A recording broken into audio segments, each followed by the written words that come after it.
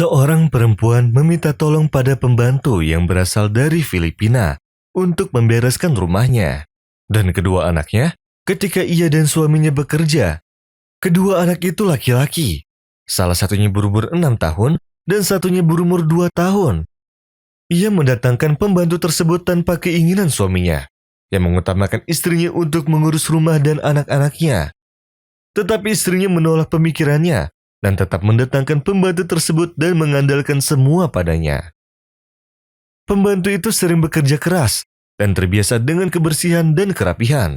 Maka dari itu, setiap kali mereka meninggalkan rumah di pagi hari dan kembali ke rumah pada waktu sore hari, mereka melihat semuanya sangat rapi dan bersih ketika pulang kembali ke rumah.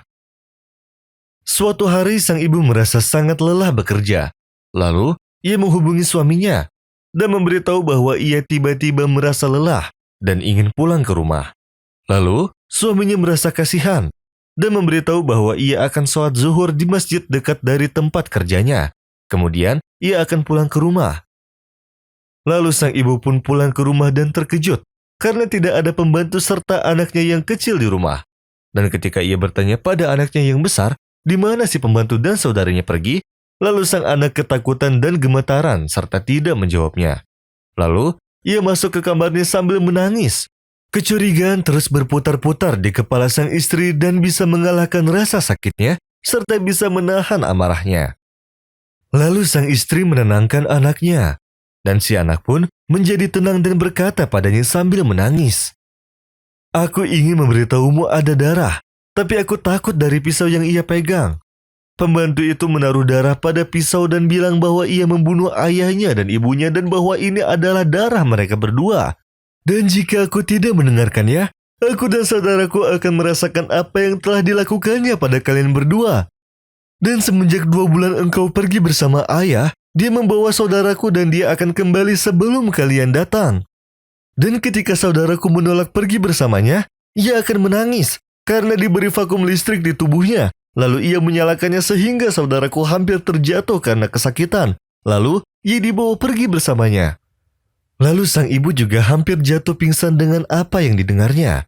Tetapi ia menahannya dan menunggu kedatangan pembantunya dengan anaknya.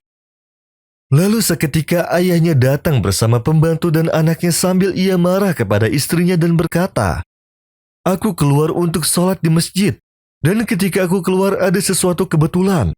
Aku melihat pembantu kita dengan anak kita mengemis dalam keadaan kasihan." Sang ibu pun mencoba menyalahkan pembantu itu, tetapi suaminya melarangnya hingga ia tidak berbuat jahat padanya dan berkata pada istrinya, "Urusan pembantu itu biar aku akan memulangkannya besok, dan aku mohon kamu tenang dengan keputusanku." Setiap seorang ibu yang mementingkan pekerjaannya daripada kewajibannya yaitu rumah dan anak-anaknya, membayar harga yang sangat besar jika tidak benar dalam memilih pembantu dan mengawasinya setiap waktu, serta mengawasi pergerakan anaknya hingga ia merasa tenang. Hubungilah dokter sekarang, supaya kita tenang dengan keadaan anak kecil kita. Dan di kemudian hari sang pembantu pun pergi, dan sang ibu memutuskan meluangkan waktu untuk mendidik anak-anaknya, dan mengobati mereka berdua dari bekas gangguan kesehatan dalam dirinya yang disebabkan oleh pembantunya. يا أيها الذين آمنوا اتقوا الله